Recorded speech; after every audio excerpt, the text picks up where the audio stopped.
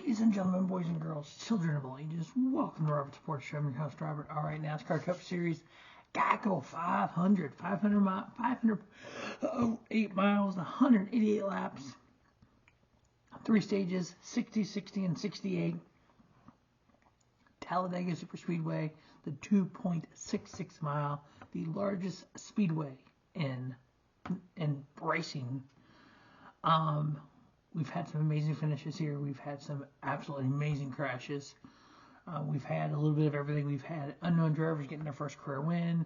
We've had it's got the moniker of anyone can win. I disagree with that. I think you still got to have some talent in a fast car. We know back in the 80s, Gary Nelson has talked about this. They brought the Greg Sachs car down there, the R&D for Hendrick, won, and of course, Gary Nelson tells the media, they're asked, how'd you win? Cheated. With car pass inspection, so as legal as can be. But yeah, so we've always had that, interesting thing, the big one they call it at Talladega. Qualifying at Talladega doesn't mean as much as some tracks. In the last 6 Talladega races, the winner of the race qualified between 10th and 19th. 8 of the last 10 have qualified between 10th and 19th. The last 3 Ford wins, 10th, 10th, and 12th is where the winner qualified. The last 3 Chevrolet wins, 17th, 16th, and 15th. So if you look at today's qualifying we had this morning, and you look at 10th through 19th, check Christopher Bell, Ryan Priest, Alex Bowman, William Byron, Bubba Wallace, Ty Gibbs, Harrison Burton, Shane Van Gisbergen, Tyler Reddick, Daniel Hemrick. That's 10th through 19th.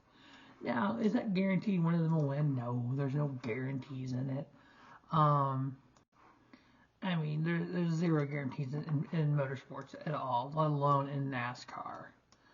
If you even look back on the last few races, so back in 2020, Denny Hamlin won it from the pole. 2017, Ricky Stenhouse Jr. won it from the pole. So that has been done multiple times. Even if you go back in the day, we call that 2010. Kevin Harvick Kevin Harvick won, started 4th. The fall race, Clinton Boyer started 2nd. The next year, Jimmy Johnson started 3rd, 2nd. Clinton Boyer started 3rd. Jeff Gordon in 2007 won from the pole. 36. Let's see here. In 1973, Dick Burke started 24th. And then back in 2000, Jeff Gordon started 36th. Dale Earnhardt started 27th in 1999.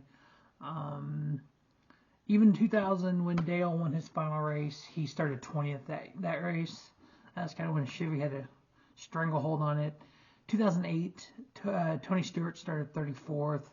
So 36th and 2 times 34th and 36th is the lowest anyone started to win Talladega. We know in qualifying, Kyle Larson was not able to qualify due to the roof rails. We've had an issue with the roof deflectors on the Stewart-Haas earlier this year. That was 35 points. We'll find out on Tuesday what the penalty is going to be. So we're going to kind of wait and see on that one. Definitely there will be, more than likely, be something on Tuesday on that. My guess is the same kind of penalty that Stewart-Haas got. The top 10 starters, we got Michael McDowell, Austin Cindric on the front row, and then Todd Gilliland starting 3rd. So 3 Fords there, 1, 2, 3, followed by Kyle Busch, Austin Dillon, a couple RCR Chevrolets, Martin Truex Jr., Joe Logano, Chris Buescher, Chase Elliott, and Christopher Bell as the top 10. Again, if you look at the last 6 races, the top 10 really, 10th place is the highest to winner, and that's been 10 through 19, so and a couple times the 10th place won. So we'll see what that does. Now, if you look at just Talladega in 2023, so last year, Ryan Blaney average finish 1.5, and he had the win there in the fall. William Byron average finish 4.5, Chase Briscoe 8.5, Chase Elliott 9.5, Daniel Suarez 9.5, Denny Hamlin 10.0, Christopher Bell 11.0, Chris Buescher 11.0, Justin Haley 12.5, Kyle Busch 13.0, and a win. The Justin Haley is very interesting Because as we've seen in the past, Beard Motorsports, they've been up in the top 5 before. We saw in the Xfinity race, a lot of the lower tier teams got great runs. Could Justin Haley break through with Rick Ware Racing?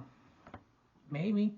Could they get for Dark Horse their first win for Rick Ware Racing with Justin Haley? Definitely possible. He runs well in these races. He ran well in these races when he drove for Colic. Now, those two 2023 races, the average running position throughout both races, Ryan Blaney 9.32, Kyle Larson 11.68, Chase Elliott 12.69, Bubba Wallace 13.13, Joe Logano 13.53, Noah Gragson 13.77, William Byron 13.95, Martin Truex Jr. 14.21, Kyle Busch 15.62, Ryan Preece 16.17. In the 4 races at Talladega with Gen 7 car, Ryan Blaney average finished 4.0 in a win, Chase Elliott 6.7, William Byron 9.0, Eric Jones 11.0. There's another one, Eric Jones in that 43 for Legacy Motor Club. He runs well super speedway races. Could he sneak up there and get a win, or at least get a top 10 finish, help them on points? He was top 10 in Daytona.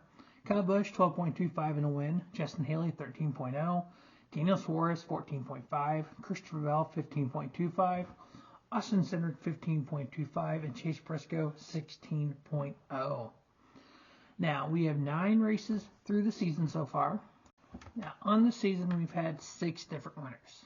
Now, there's been a lot of talk of, obviously, Henry Motorsports and Joe Gibbs Racing is 8 of 9, so those 2 organizations.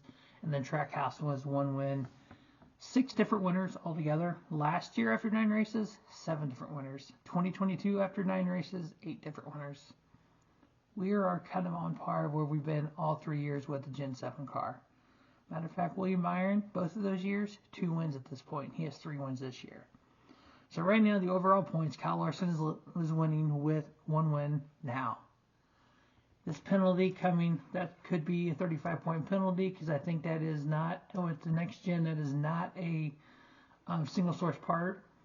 He currently now has a 18-point lead over Martin Truex Jr.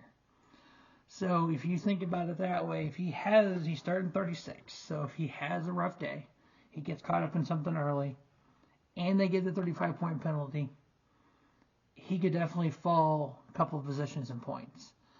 So yeah, that's going to be something to really keep an eye on throughout the race and Tuesday when the penalties come out. Because if you win the regular season title, that's 15 bonus points. We know Martin Truex Jr. last year used all his wins and his bonus points to carry on to the round of 8. He had a horrible playoffs. So Martin Truex is second. Denny Hamlin started with 2 wins. 4th, Chase Elliott got that big win last week. William Byron was 5th with 3 wins, followed by Ty Gibbs, Ryan Blaney, Tyler Reddick, Bubba Wallace in 9th, Ross Chastain. 11th is Christopher Bell with a win. Chase Briscoe is 12th, Alex Bowman 13th, Chris Buescher 14th, Joe Logano 15th, Kyle Busch is 16th, 17th is Brad Keselowski, 18th Daniel Suarez with a win. Eric Jones, John Hunter Nemechek round out the top 20 in points. Austin Cindric, Carson Hocevar, the highest finishing rookie right now, sitting in 22nd in points, followed by Michael McDowell, Ryan Preece, Todd Gilliland, and then Josh Berry is 26. Below Josh Berry right now is Ricky Stenhouse Jr. in 27th, Austin Dillon 28th, Corey LaJoie 29th, Noah Gragson 30th, Daniel Hemrick 31st, Justin Haley 32nd, 33rd is Kaz Grala, Harrison Burton 34th, and Zane Smith 35th. Those are the 35 drivers that are playoff eligible, which means they have attempted to qualify for every race. They've been in every race. So obviously, like example, Shane Van Gisbergen, this is his 2nd start of the year. He's not playoff eligible. BJ McLeod in the 78 car, he's part-time. He's not playoff eligible. Anthony Alfredo in the 62 is not playoff eligible.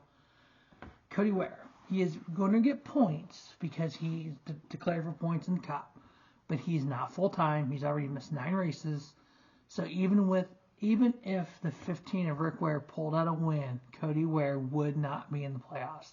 They are not going to give him a waiver for those 9 races that he didn't even attempt to qualify, wasn't even scheduled to be in the car for. It would be a cool story, but they're not going to. So he makes his first start of 2024.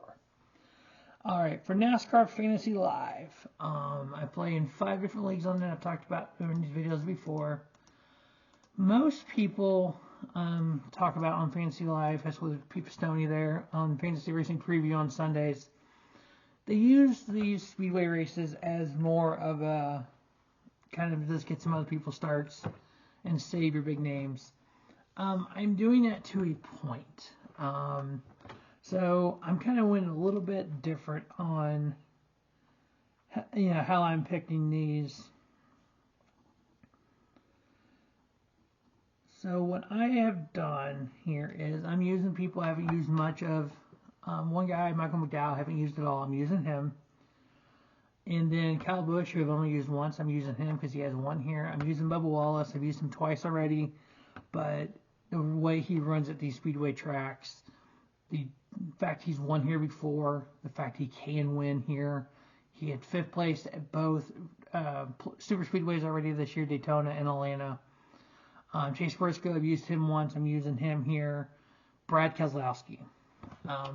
Big Bad Brad obviously is won here before. I've actually picked him to win here before. If you go back on the Robert Sports Show and look at what year was that he won, I actually was one of my first races that when I started doing picks, it was actually one of the first ones I got right. I was doing 3 back then. I do 4 now because of the next gen car. 2021 when Brad won. I think it was 2017 when Brad won. I actually picked him to win that one. So that was one of the ones that's like that moment, like, oh, that's cool. Brad won. I picked a super speedway of all places. So I'm picking Brad. I got Brad Keselowski in my starting lineup. In my garage, I'm doing this just because he is part-time. Shane Van Gisbergen. If I use him, that saves me a start from somebody else.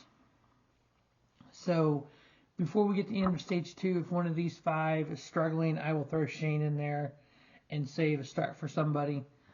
But the head-to-head on NASCAR Fantasy Live, if you play it at all, you get 6 picks. So you go in there, you can only use each driver up to 10 times in the first 26 races.